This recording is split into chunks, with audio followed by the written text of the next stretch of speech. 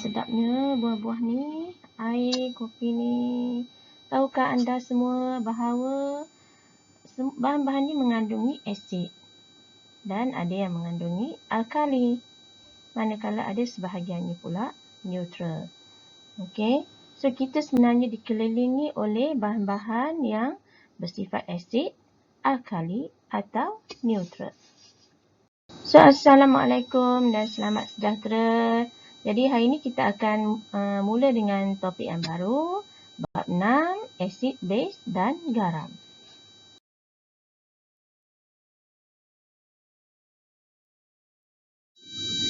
So, ada 11 subtopik dalam bab 6 ni. Iaitu, ni 11. Dan hari ini kita akan tengok subtopik yang pertama dalam video ni. Peranan air dalam menunjukkan keasidan dan kealkalian. So, dalam subtopik ni, kita akan tengok definisi bagi asid dan alkali dan maksud bagi kebesan asid. Okey, first kita tengok apakah yang dimaksudkan dengan asid. Asid ialah bahan kimia yang mengion di dalam air dan menghasilkan ion hidrogen. Okey, antara contoh asid yang biasa ialah asid hidroklorik, asid sulfurik dan asid nitrik. Ketiga-tiga asid ni asid yang akan kita banyak gunakan dalam silibus kita di tingkatan 4 dan 5. Okey, kalau kita tengok sini, semua asid ni mengandungi ion hidrogen. Dan bahan-bahan ni semua boleh mengion di dalam air untuk menghasilkan ion hidrogen. Tapi kita jangan salah faham. Ada je bahan kimia yang mempunyai unsur hidrogen tapi dia bukan asid. Kenapa bukan asid? Sebab tidak menghasilkan ion hidrogen. Contohnya metana dan air. Walaupun bahan ni ada hidrogen. Okey, manakala base ialah bahan yang tidak balas dengan asid untuk menghasilkan garam dan air sahaja. Okey, kalau kita tengok ni contoh base, kuprum dioksida, natrium oksida dan magnesium oksida. Biasanya oksida logam lah. Dan alkali pula ialah bahan kimia yang mengion dalam air dan menghasilkan ion hidroksida. Sekiranya base tadi larut di dalam air, base tu dipanggil alkali. Tapi bukan semua base larut dalam air. Macam kuprum duoksida. Kuprum duoksida tak larut dalam air. So, dia base. Tak ada alkali. Ada base yang boleh larut dalam air. Contohnya natrium oksida. Bila natrium oksida larut dalam air, dia membentuk natrium hidroksida. So, natrium hidroksida tu ialah alkali. Magnesium oksida larut dalam air menghasilkan magnesium hidroksida. So, magnesium hidroksida adalah alkali. Dan lagi satu contoh alkali ialah kalium hidroksida. Okey, bahan yang mengion dalam air dan menghasilkan ion hidroksida.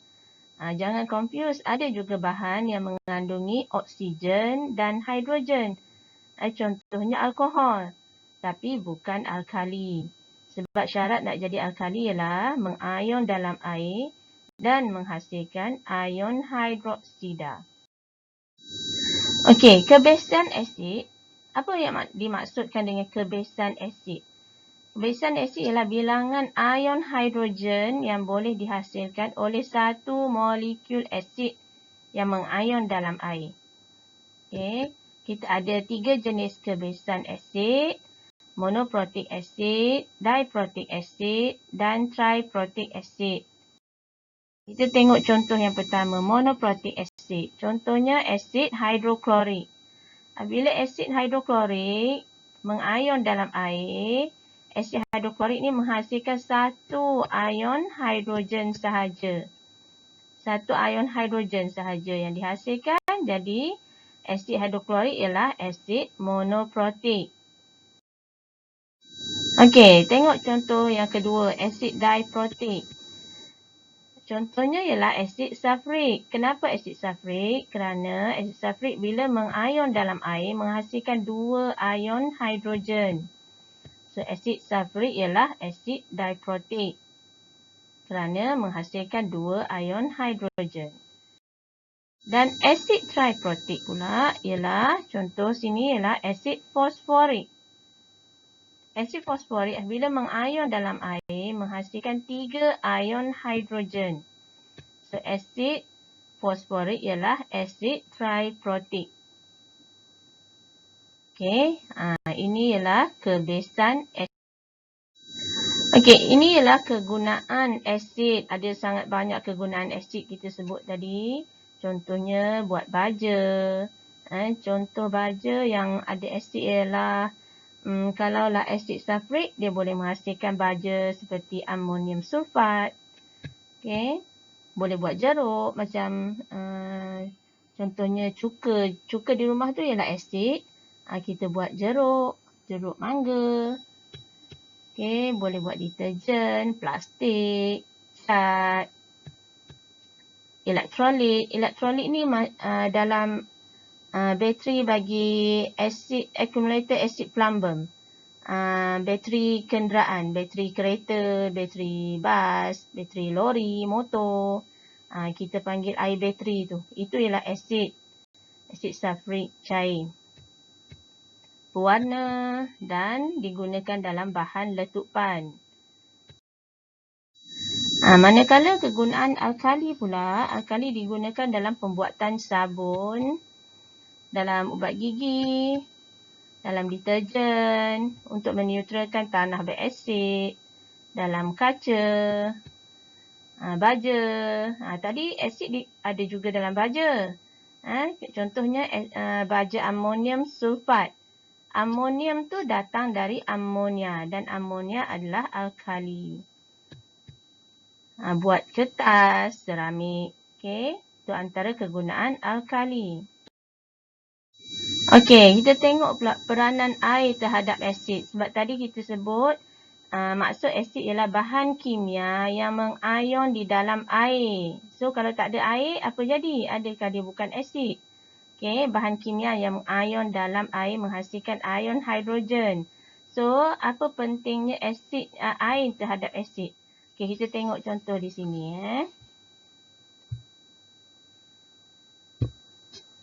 Di sini gas hidrogen klorida. Gas hidrogen klorida ni maksudnya tak ada air lah, dalam keadaan kering. Gas. Jadi kemudian dimasukkan kertas litmus biru. Kita dah pun belajar di tingkatan 2. Kalaulah asid ni boleh menukarkan kertas litmus biru kepada merah. Menunjukkan dia tu asid, bahan tu berasid. Tapi apa berlaku ialah kertas litmus biru ni tidak bertukar kepada merah. Apabila dimasukkan ke dalam gas hidrogen klorida. Tapi apabila kertas litmus biru tu dilembabkan, lembab ni maksudnya ada air. Dilembabkan, barulah kertas litmus tu boleh bertukar kepada merah. Okay, ini menunjukkan untuk membolehkan suatu asid tu menunjukkan sifat dia sebagai asid, untuk membolehkan satu bahan tu menunjukkan sifat dia sebagai asid, dia perlu ada air. Okey, ini ialah peranan air dalam menunjukkan keasidan. Sama seperti tadi. Okey, kita ada 2 set tabung uji. Satu set tanpa air dan satu lagi dengan air. Okey. Dan tanpa air ni kita ada asid oksalik. Kita masukkan kertas litmus biru dan kita masukkan pita magnesium. Kita dapati tak ada. Tiada perubahan yang berlaku pada kertas litmus biru. So, pemerhatian kita tiada perubahan terhadap kertas litmus biru. Kertas litmus biru kekal tidak berubah warna. Pita magnesium pun tidak ada perubahan. Maksudnya tidak ada tindak balas. Tapi apabila dilarutkan, asid tu dilarutkan dalam air, kita dapati kertas litmus biru bertukar merah. Dan terdapat gelembung-gelembung gas tanpa warna terbebas. Okey. Cuba kita tengok contoh ni.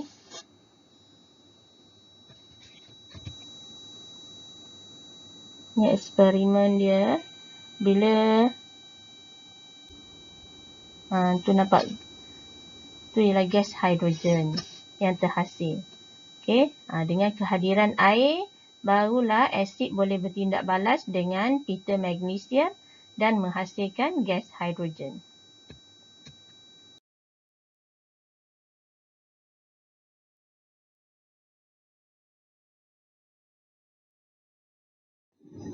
Okey, peranan air terhadap alkali. Contoh alkali sekarang ni kita ambil amonia. Sekarang amonia ni dalam keadaan gas.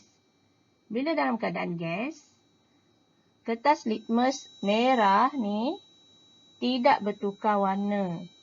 Sepatutnya kita tahu bahawa kalau alkali ni akan menukarkan warna kertas litmus merah kepada biru.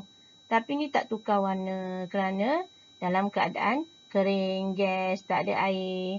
Tapi apabila amonia tu, kertas litmus merah tu lembap, menunjukkan kehadiran air, kertas litmus tu bertukar kepada biru. Okey, ini menunjukkan peranan air terhadap alkali. Kita tengok lagi peranan air dalam menunjukkan kealkalian. Ini sama, dia menggunakan kertas litmus. Okey, kita ada gas amonia sini.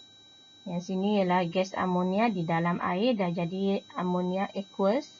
Yang sini amonia dalam propanon. Okey, tengok ni gas amonia lah ya. Dalam tong gas. Okey, propanon ni pula ialah bahan, kalau tengoknya dia cecair, nampak macam air tetapi dia bukan air. Ini ialah pelarut selain daripada air iaitu propanon. Okey, kita dapati bahawa kertas litmus merah bertukar kepada biru dalam amonia dalam air, manakala kertas litmus merah tadi kekal tidak berubah warna merahnya dalam propanon. Gas amonia dalam propanon. Ini lagi juga menunjukkan bukti bahawa peranan air dalam menunjukkan kealkalian suatu bahan.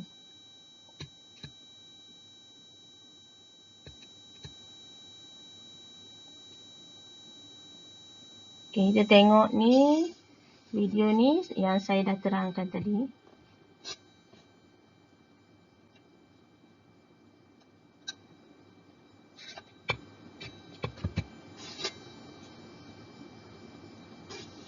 Okay, kita ada kertas litmus merah. Bila dimasukkan ke dalam alkali, warna merah tu tak bertukar warna. Tapi bila dimasukkan air dalam alkali, warna merah bertukar kepada biru. Kertas litmus merah bertukar biru. Okay, barulah alkali tu boleh menunjukkan sifatnya sebagai alkali apabila dengan kehadiran air.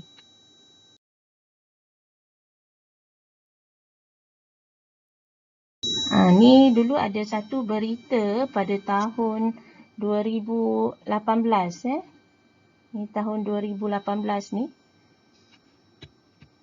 Kebocoran gas amonia di sebuah kilang di Shah Alam. Okey. Gas amonia ni memang banyak digunakan dalam sebagai ejen penyejuk sebab tu nampak air batu di belakang gambar belakang tadi. Okey, kalau kita tengok ni dalam berita ni, ada disebut pekerja mengalami sesak nafas, muntah dan pedih mata. Kenapa tak dia sebut sakit kulit ke? Kenapa sesak nafas? Sebab bila gas amonia ni dalam keadaan kering, gas amonia tidak menunjukkan sifat dia sebagai alkali. So dia tak menghakis kan pada bahagian badan yang lain. Tapi apabila gas amonia terlarut dalam air dan mengayon, baru menghasilkan ion hidroksida, barulah boleh menunjukkan sifatnya sebagai alkali. Sebab tu mengalami sesak nafas. Sebab dalam badan kita kan ada air mengalami sesak nafas dan pedih mata. Barulah gas amonia boleh menunjukkan sifatnya sebagai alkali. Okey, ni berita dia pada tahun 2018 dan baru ni ada berlaku lagi di negeri Melaka pada tahun 2019.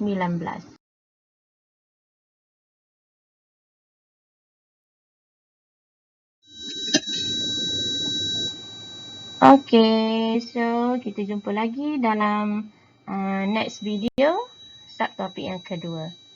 Terima kasih.